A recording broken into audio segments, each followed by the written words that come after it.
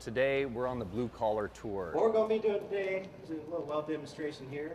What we're doing is we're going to 30 high schools, 30 states in 60 days. I went to Varholy. I said, Varholy, we got to get them out here. This is a national thing, and to be chosen, we're very honored that Western Welding Academy's coming here. So I'm going to take off over here where my gap's good. Really, the big goal is we are trying to get kids more involved in the blue collar trades and get them excited about it and kind of showcasing, hey, this doesn't have to be your second choice. It doesn't have to be your backup. It can be your first choice.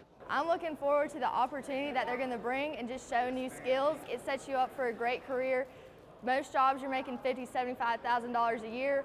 When you come out here, you're making $90,000 to $100,000 a year. That's a great amount of money, doing something you love. We have to reach the kids on their level. I love having all the instructors from Greenville County here, from all the other career centers. These kids in welding work hard, and we're very proud to have them here. This is just a great moment for Bond's Career Center.